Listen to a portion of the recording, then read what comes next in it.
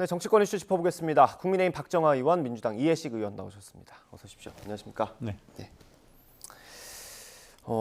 어제 휴일이었는데도 민주당의 혁신위원장 임명 그리고 사퇴 후폭풍이 좀 계속 이어지는 것 같습니다. 일단 지금까지 상황을 먼저 좀 들어보고 말씀드리겠습니다. 예, 어떻게 보세요? 일단은 제가 볼 때는 안에서 검증 참사, 혁신 실패라고 말씀을 하셨는데 저는 이번 사안을 통해서 두 가지가 분명해진 것 아닌가라는 생각이 듭니다. 우선은 그 검증의 문제를 얘기를 하는데 사실은 그 안에서 그게 검증이 안 될 수가 없는 부분이거든요. 네. 그러니까 이후에 그 전 혁신위원장 지명자에 대해서 민주당 내에서 옹호하는 발언들도 좀 나오고 더러 이런 걸 보면 저는 그게 민주당의 주류의 생각이다.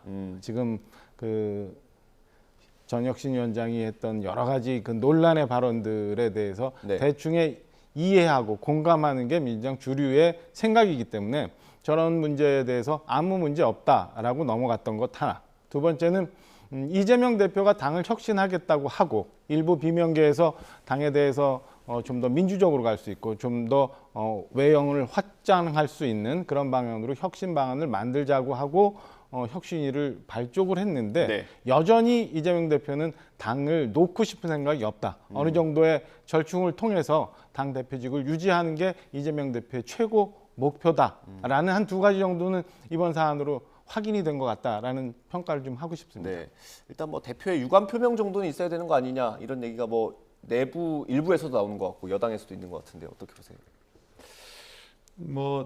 점수를 잃을 필요가 없는 그런 부분에서 점수를 잃어서 좀 안타까운 측면이 있습니다. 네. 그런데 어떻든 혁신위원장을 어떤 분으로 해야 되느냐 이것과 관련해서는 사실상 당 지도부나 또 의원들 사이에서의 공감대가 있었습니다. 네. 일단은 당 외 인사가 좋겠다. 그리고 정치를 할 사람은 좀 부적격이다. 그러니까 내년 총선이나 대선에 출마할 사람은 안 된다는 얘기죠. 그리고 당 내에 여러 가지 논의들이 있으니까 두루두루 아우를 수 있는 그런 통합적인 인사가 좋겠다. 이런 어떤 인사의 어떤 기준과 원칙이 있었고 그런 것이 당 지도부와 공유가 됐는데 네. 사실 이제 의외의 일이 발생을 한 것이죠. 이 부분에 대해서는 상당히 좀 당 대표도 그렇고 저희 지도부도 물론 책임이 있겠습니다만은 네. 상당히 그 의외의 그런 결과를 가져온 것이다. 그러나 그런 어떤 인사의 기준이라든가 원칙이라든가 이런 것은 크게 살아 있는 것이고 예. 빨리 후임 인사를 결정을 해서 이 국면을 좀 수습을 빨리 하는 것 이것이 가장 현명한 방법이 아니겠나 이렇게 생각을 하고 있습니다. 예, 지금까지 나오는 언론 보도만 보면 이래경 이사장을 임명하는 과정이 어떤 극소수만 알고 있던 과정인 것 같더라고요. 다음에 또 임명을 해야 되지 않습니까? 이런 건 좀 어느 정도는 좀 지도부끼리 정도는 알고 검증을 같이 하는 게 필요하지 않을까 싶은데요. 그러니까 어떤 인사의 기준, 원칙 이런 것은 다 합의가 된 거고 그래서 누구를 뽑을 것이냐에 대해서는 이재명 당대표에게 이제 위임을 한 건데 실제 이런 검증 과정은 보안이라고 하는 문제가 있어서 네. 사실 인사가 보안이 생명이지 않습니까? 바깥으로 사전에 새 나간다든지 하면은 사실 그 헝클어지는 것이거든요. 네.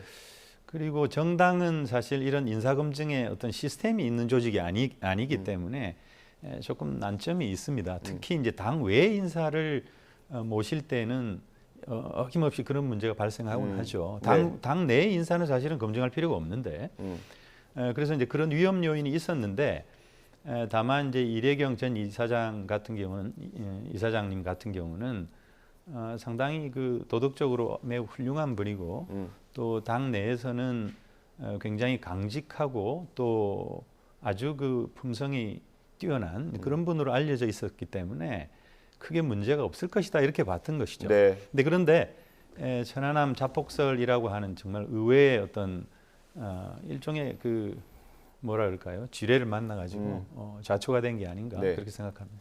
이 이래경 이사장이 SNS에 글을 올린 다음에는 별 대응을 하지 않았었는데 취재진들에게 입장문을 오늘 또 보낸 모양이에요. 거기서 얘기한 게 좀 더 논란이 될 수 있을 것 같은데 천안함 자폭이라는 건 자신이 과잉 표현한 것이라고 했는데 정확히는 원인 불명 사건이다.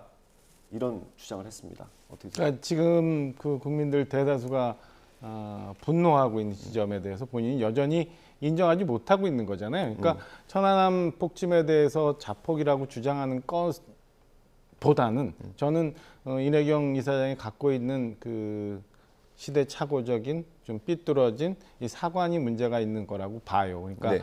가령 미국의 패권 문제, 아니면 뭐 윤가라고 표현하는 현직 대통령에 대한 인식, 뭐 이런 것들이 과거 뭐 80년대, 70년대 운동권적 시각에서 여전히 벗어나지 못하고 그 상황에서 이루어지는 일들을 본인 스스로 해석을 해서 했던 일들이 더 많은 문제가 있다고 보거든요. 네. 지금 현재 얘기한 것처럼 본인 여전히 또다시 천안함에 대해서는 원인 불명이 맞고 나는 아직도 모르고 여전히 그 이상 얘기했던 건에 대해서는 전혀 인정하지 않는 상황이라면 저는 굉장히 심각한 문제라고 봅니다. 지금까지 우리 국민들이 왜 저렇게 민주당 정권에서는 북한에 유연하고 중국에 좀 굴욕적이고 네. 뭐 이런 것들이 어디서 비롯되는가 이런 궁금함을 많이 갖고 있었는데 앞서 말씀드린 것처럼 민주당의 주류가 저런 인식을 갖고 있고 저런 사관을 갖고 있다는 게 이번 건으로 저는 증명됐다고 봐요. 그러니까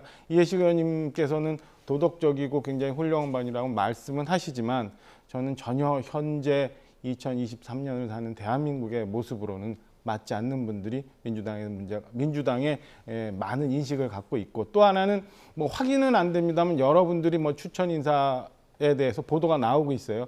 만약에 그런 분들이 추천을 했고 이를 이재명 대표가 별로 비판 의식 없이 들었다면 네. 저는 여전히 이재명 대표가 아까 말씀드린 것처럼 당내 본인의 리더십을 흔드는 건에 대해서 대충의 절충을 하면서 이 현재 상황을 현재의 민주당 상황을 유지하겠노라라고 한 것이기 때문에 네. 저는 민주당의 혁신이 굉장히 요원해진다라고 평가하고 싶습니다. 이번 논란을 시작으로 또 이재명 대표의 사퇴론이 또 얘기가 나오고 있습니다. 뭐 이상민 의원은 어제 이어서 오늘 라디오에서 똑같은 얘기를 했더라고요. 네. 뭐 일각에 얘기일 수 있습니다만 어떻게 보세요? 우선 그 아까 이 자폭설 관련해서 네. 민주당은 그것을 인정하지 않고 있고 그리고 민주당은 천안함이 북한에 의해서 격침된 것이다라고 네. 정리를 하고 있고 이미 끝난 얘기입니다. 네. 그런데 이제 자폭설을 SNS에 올린 사실이 뒤늦게 발견된 거죠. 네. 그래서 굉장히 충격을 받았던 것이고 그래서 부적격이다라고 하는 그런 분위기가 돌았고 이래경 이사장이 그걸 받아들인 것입니다. 이제 본인은 아쉬워서 이렇게 본인 입장을 얘기를 한 것인데 원인이 불명이다. 이것도 사실은 저희들은 수용하기 어려운 것이죠. 네. 이 점은 분명히 네. 합니다 하고 이것을 기회로 해서 이재명 대표가 그만둬야 된다.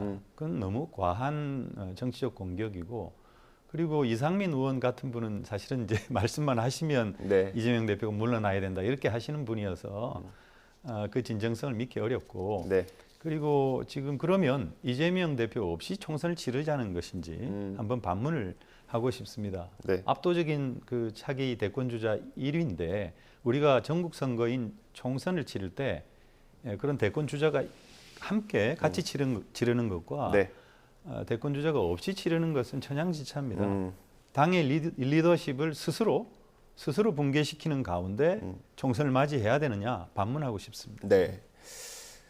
이 이래경 이사장의 임명을 기자들과 얘기하는 과정에서 그 권칠승 대변인이 좀 발언이 논란이 되지 않았습니까? 조금 전에 기자회견을 했나 봐요. 어제 여당에서는 사퇴를 촉구했는데 일단 사과하는 정도로 마무리하는 것 같거든요. 사퇴는 아직 안 했나요? 예, 기자회견은 했는데 사과만 한 걸로 제가 이제 확인이 방송 됩니다. 들어가기 전에 속보 보니까 유감이란 표현은 한 것 같은데 사퇴는 미처 못 보고 나오는데 저는 저희가 기사를 뭐 간단히 읽어드리면 네. 권칠승 수석 대변인이 결국 고개를 숙였다. 공당의 대변인으로서 부적절한 표현을 사용했고 천안함 장병과 유족들을 비롯해 마음의 상처를 받았을 모든 분께 깊은 유감의 말씀을 드린다. 이 정도 입장을 밝혔습니다. 그러니까 이제 그 발언에 대한 책임을 지지는 않고 유감이라는 사과 표명으로 이제 넘어가려고 하는 것 같은데 저는 아까 말씀드린 것처럼 지금 권칠승 수석 대변인이 첫날 기자들의 질문에 대해서 천안함이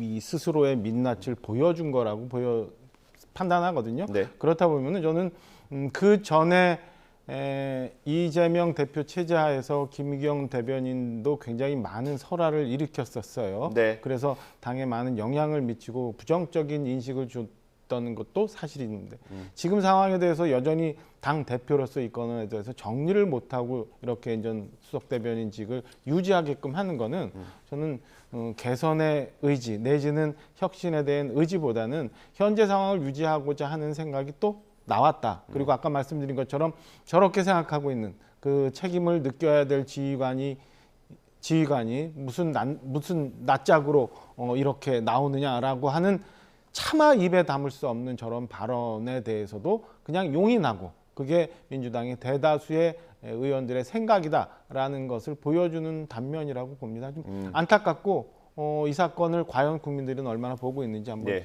지켜봐야 될 대목이라고 봅니다. 예, 알겠습니다. 일단 혁신위를 만들기로 했고 뭐 한번 인선에 잡음이 좀 크게 있었지만 다시 임명을 해야 될 거 아닙니까?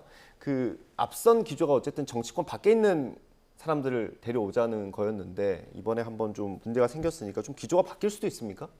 그 권칠승 수석 관련해서 잠깐만 좀 말씀을 드리고 예, 넘어가죠. 알겠습니다. 일부러 안 여쭤봤는데 또 말씀하신다고 하네요. 예. 권칠승 수석이 이제 기자 브리핑을 할 때는 그 얘기를 안 했습니다. 네. 기자 브리핑을 마치고 나가는데 이제 몇 분 기자분이 따라오면서 이제 얘기가 이제 지속이 됐는데 네. 그때 그 지나가는 말로 한 얘기죠. 그러니까 긴장도가 떨어진 상태에서 네. 그냥 일상적인 대화처럼 이제 한 얘기가 그렇게 보도가 됐는데 물론 그렇다 하더라도 좀 과한 말씀을 하신 건 사실이죠. 예.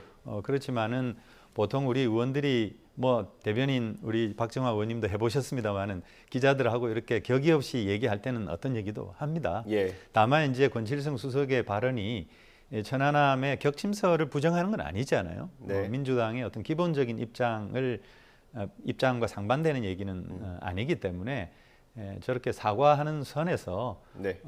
받아줘야 되지 않겠는가 이제 그런 생각이 들고요. 예.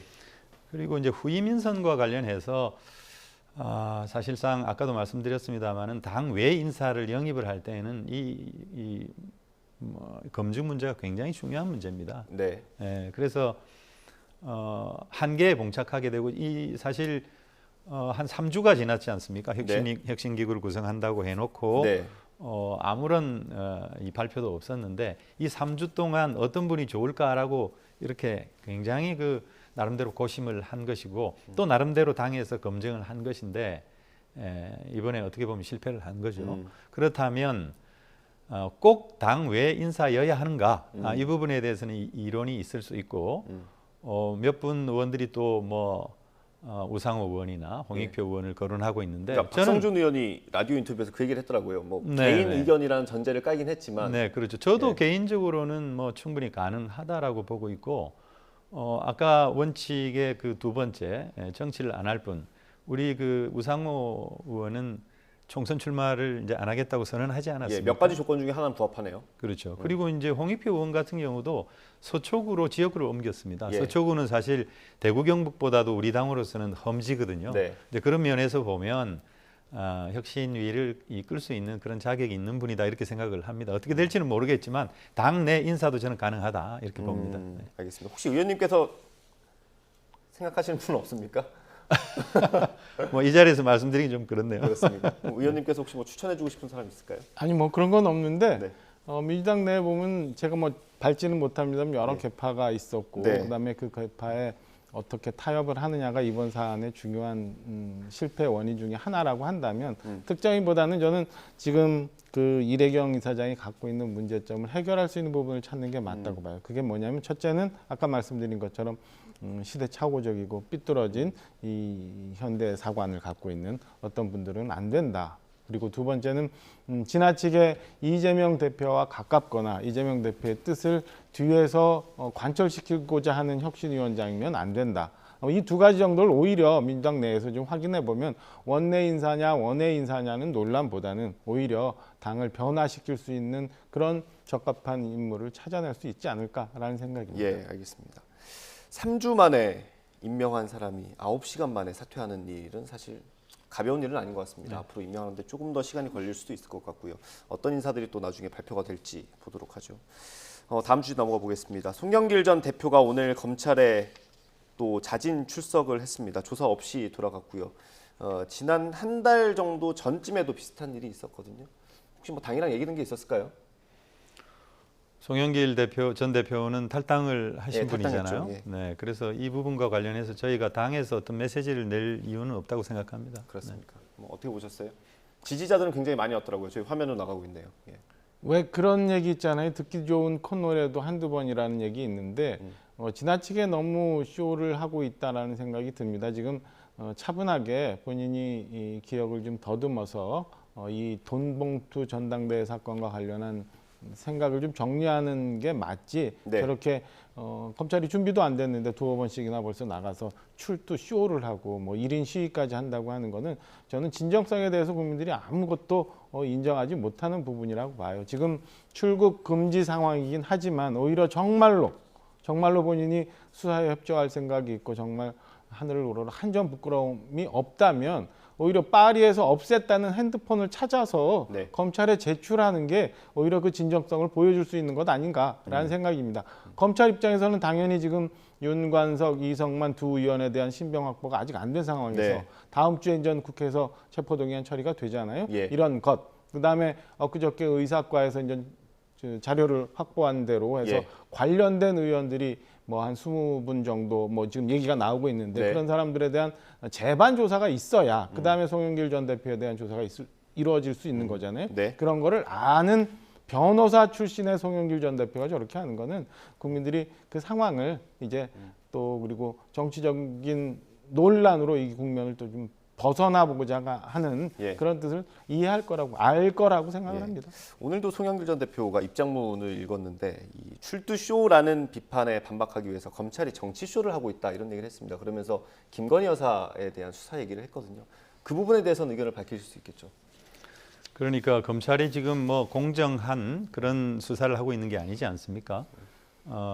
민주당에 대해서는 과하게 수사하고 있고 피의사실 공표를 통해 가지고 망신주기를 하고 있는 것이거든요.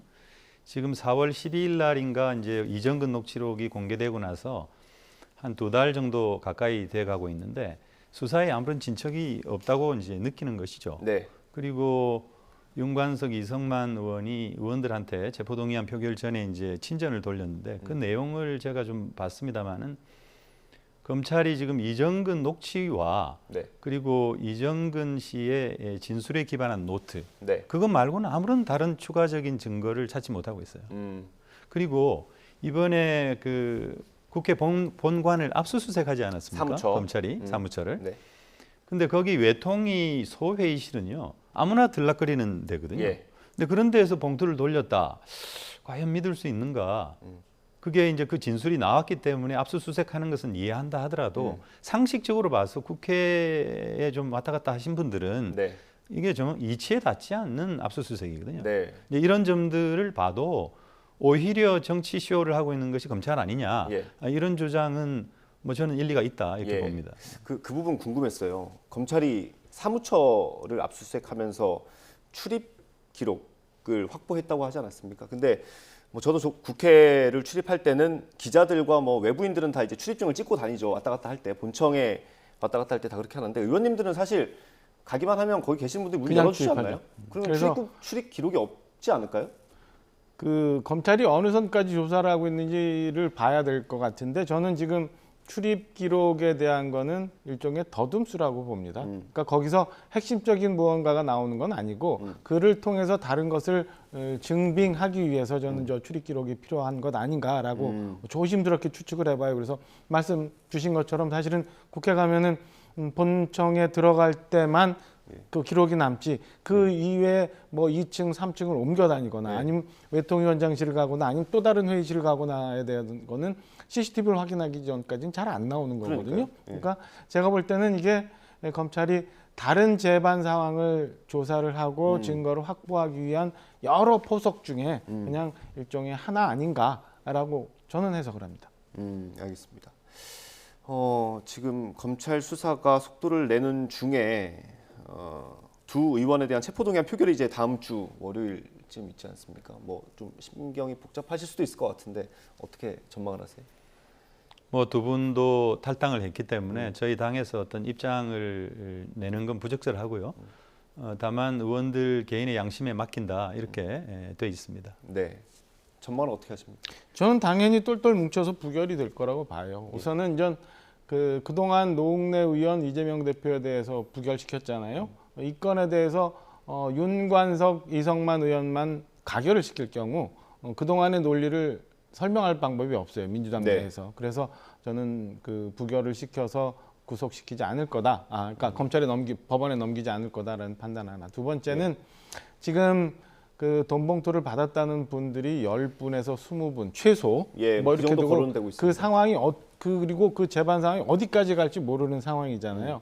만약에 윤관석, 이성만 의원이 당이 나를 버렸다. 외형적으로 뭐 탈당을 했으니까 예식 의원 말씀 주시는 것처럼 아니라고 입장을 표명할 수 없는 상황이긴 하지만 그거는 그냥 눈 가리고 아웅한 상황이고 사실은 한 몸인데 당이 나를 버렸다라는 상황을 윤관석, 이성만 의원이 만약에 생각할 경우 수사 진행 상황에 따라서 어떤 진술이 또 나올지 모르잖아요. 예. 저는 민주당 의원 개개인들이 다 그런 생각을 갖고 있기 때문에 이번에 윤관석, 이성만 의원에 대해서 불만이 생기지 않도록 저는 또 똘똘 묶어서 민주당이 부결시킬 거다 이렇게 전망을 합니다.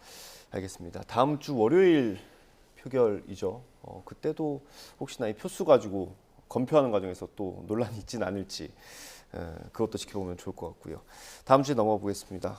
방송통신위원장 한상혁 전 위원장이 대통령의 재가로 면직이 됐고요. 지금 소송을 제기한 상태인데 이동관 전 수석이죠. 이동관 전 수석이 뭐 거의 언론에서는 내정이 된 것처럼 보도가 나오고 있습니다. 사실인지 궁금합니다. 일단 뭐 인사와 관련한 부분이라 제가 뭐 핵심적인 정보를 갖고 있지 않은데 예. 뭐 지켜봐야 될 때 뭐 아닌가 싶은 생각이 들고 저는 지금 막 언론에서 얘기들 하고 있는 네. 무슨 MB 시절에 언론 탄압, 언론 장악 뭐 네. 이러던 시절에 저 청와대에서 근무했거든요. 그래서 예. 같이 근무하셨어요? 그렇죠. 그러면? 이동관 특보랑 같이 근무를 연락 안 했었습니다. 해보셨어요 혹시? 뭐 일부러 이건 갖고 뭐 연락은 안 드렸었는데 좀 지켜볼 대목인데 지금 얘기 나오고 있는 그 당시에 했던 것처럼 언론을 장악하고 언론을 통제하기 위한 수단이라고 예단해서 얘기하는 부분을 저는 동의할 수가 없기 때문에 그리고 이후에 지금 뭐 논란이 되고 있다는 이동관 특보의 자녀 문제에 관여하는 문제는 네. 객관적으로 아직 뭐 관련 사항을 다 충분히 우리 국민들 그다음에 저도 뭐 확인하고 있지 않은 부분이라서 네. 이런 논의를 시작하는 게 좀 이르지 않나라는 판단을 저는 하고 있습니다. 예, 그러면 정부 여당 입장에서 이런 하마평이 나오는 걸로 생각을 하고 평가를 해보신다면 어떻습니까? 일단은 제가 볼 때는 그 지금 그 부정적으로 얘기하고 있는 보도나 일각의 그 야권의 시각에 대해서 동의할 수 없는 부분이 얼마 전에 어저께 보도가 났는데 그저께 제가 봤어요. 그러니까 그 한동훈 장관의 개인적인 정보와 관련해서 MBC의 임모 기자에 관한 문제 뭐 이렇게 하면서 협업이라는 표현을 민주당 일부 의원이 표현을 하더라고요. 그러니까 네. 언론과 정당이 어떤 일을 도모하기 위해서 협업을 한다라는 얘기를 하고 있는데 네. 과연 그거는 그러면 언론 탄압 그다음에 가치 중립적인 언론의 상황인가라는 생각이 들어요. 그래서 그런 인식을 갖고 있는 측에서 보면 당연히 지금의 정상화되는 과정을 언론 탄압이다라고 얘기할 수도 있겠구나라는 생각이 듭니다. 그래서 이런 과연 어느 게 가치 중립적인 언론의 역할인지 그다음에 언론을 탄압하는 건 어떤 선인지에 대한 사회적 합의가 우선 정의가 되지 않으면 저는 그냥 또 정치적 공방 상황이 될 거라서 객관적으로 하나씩 얘기를 하면서 언론 탄압 어떤 부분들을 우리가 주의해야 되는지에 대한 사회적 합의를 우선 이끌어내는 부분이 이 논의를 좀 쉽게 갈 수 있는 부분 아닌가라는 생각이 듭니다. 저는 아까 말씀드린 것처럼 정당과 특정 언론이 협업을 한다는 표현 네. 그리고 얼마 전에 보도가 났습니다마는 무슨 이런 토론 프로그램에 진보 성향의 인사들의 패널이 비중이 너무 높았다는 거 이런 것들은 그럼 과연 가치 중립적인 건가라는 것들도 한번 문제를 제기를 하면서 아마 저는 시청자분들이 국민들이 과연 언론의 중립성, 언론의 탄압이라는 게 어떤 네. 거냐 한번 돌아볼 부분이 있다라고 생각합니다. 가능성이 높긴 한가 봐요. 말씀을 굉장히 길게 해주셨어요. 네, 의원님. 네, 그 지금 윤석열 정권이 언론 장악을 위해서 혈안이 되고 있다. 저는 그렇게 생각합니다. 이관섭 정책기획수석. 정책 아니죠, 이제 국정기획수석인데. 국정기획수석. 네, 국정기획수석이 국민의힘 당협위원장 워크숍에서 이런 얘기를 했습니다. 윤석열 대통령의 지지율이 낮은 이유는 야당의 발목 잡기와 언론의 기울어진 운동장 때문이다. 그렇게 얘기를 했습니다. 이게 아주 상징적이죠. 한상혁 그 방통위원장을 쫓아내는 문제라든지 또 MBC 보도국 압수수색 이게 아주 상징적인 일이고요.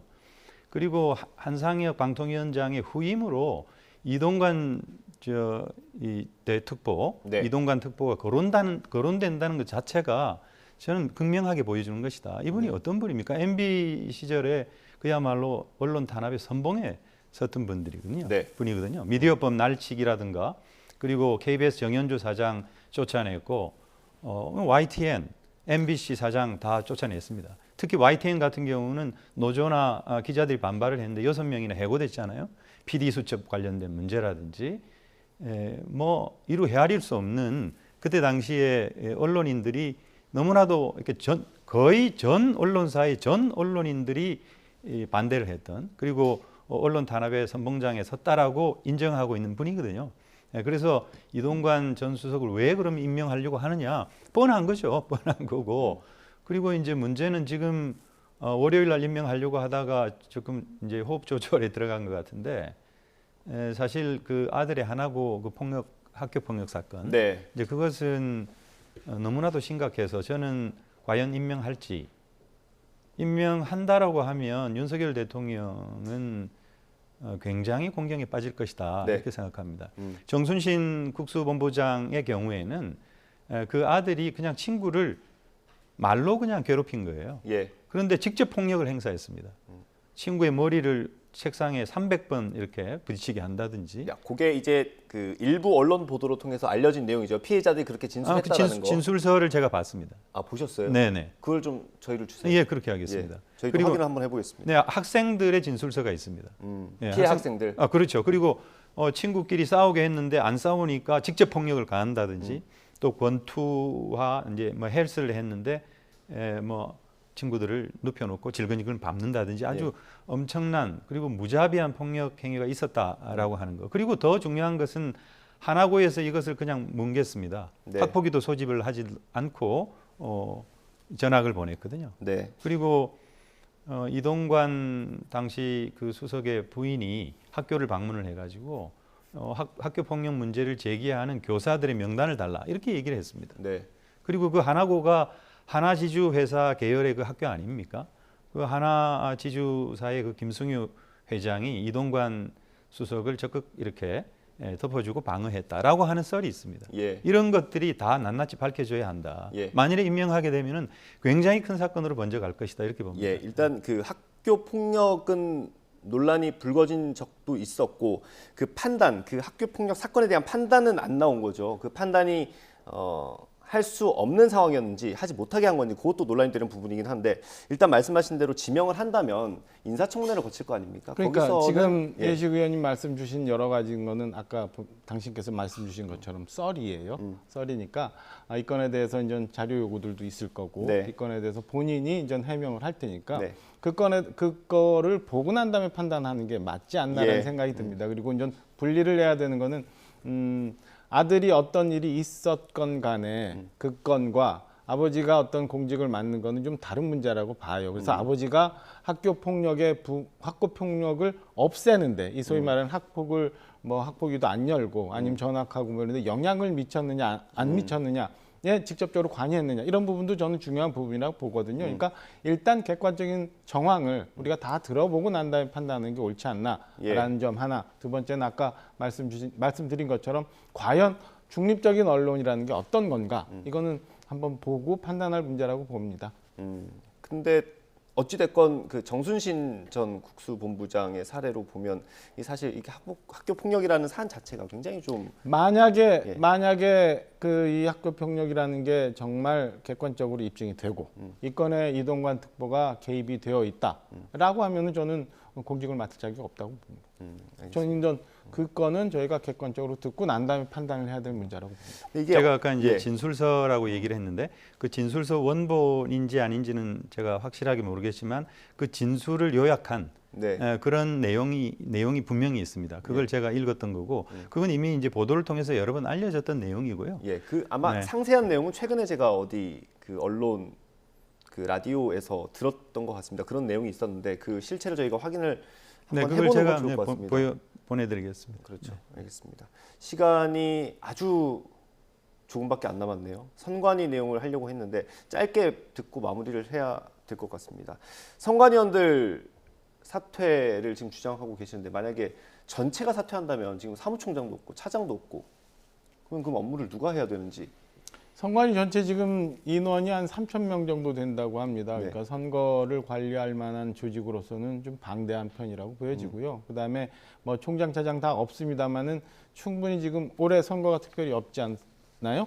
그러니까 저는 그거를 새로 선관위원을 임명하고 그 선관위라는 조직을 정비하는데 만약에 전원이 사퇴를 하더라도 네. 저는 크게 문제가 없다고 봅니다. 그래서 지금 현재 매일매일 속속 드러나고 있는 이 의혹을 네. 선관위가 독립적인 헌법기관이라고 하면서 저렇게 자체 방어하면서 버틸 일은 전혀 아니라고 보고요. 국민들이 다 확인할 수 있게 하고 다시는 이런 일이 없도록 해야 되는 게 우리 시대가 갖고 있는 소명이라고 생각합니다. 예.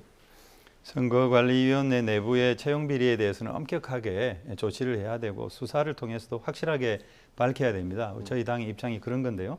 그런데 이것을 빌미로 해서 헌법기관, 특히 정치적 중립성과 독립성이 생명인 선거관리위원회 기능을 완전히 와해시키려고 하는 그럼으로써 정권 입맛에 맞는 사무총장을 앉히려고 하는 것. 저는 그것이 가장 중요한 이유이고 또 지금 감사원 감사를 요구하고 있잖아요. 네. 감사원이 지금 어떤 기관입니까? 지금 윤석열 정부의 완전히 정권 돌격대가 되어 있거든요. 최재해 감사원장이나 유병호 사무총장이 하는 일을 보십시오. 그런데 만일에 저도 이제 구청장을 해서 우리 공무원들에 대해서 잘 아는데 네. 감사원 감사를 가장 두려워합니다. 감사원 감사를 받는다는 것 자체만으로도 굉장히 위축되거든요. 인사 고과와 승진에 결정적인 영향을 미칩니다. 잘못되면은. 네. 그래서 완전히 저는 행정부에 장악되는 거죠. 선거관리위원회가. 1960년 이 부정선거 이승만 독재의 붕괴를 가져왔던 것이 사실은 3.15 부정선거 때문이거든요. 네. 그 이후에 헌법을 바꿔서 선관위를 헌법적으로 독립시킨 겁니다. 그런데 이런 선관위의 정책 독립성, 중립성을 이번에 이런 채용 비리를 빌미로 해서 계속적으로 정치적 공격을 해가지고 중립성을 와해시키고 이런 정권의 신여로 만들려고 하는 거, 네. 이거 자체가 반헌법적인 발상이고 매우 위험한 발상이다. 네. 민주주의의 근간을 흔드는 것이다. 저는 그렇게 봅니다. 네, 알겠습니다. 선관위 모든 선거를 총괄하는 헌법 기관이죠. 민주주의 꽃이라고 하는데 이 절차도 좀 개선하는 절차도 민주적으로 좀 되면 좋겠다는 생각이 듭니다. 오늘 말씀 여기까지 듣겠습니다. 국민의힘 박정화 의원, 민주당 이해식 의원과 함께했습니다. 감사합니다. 고맙습니다. 네.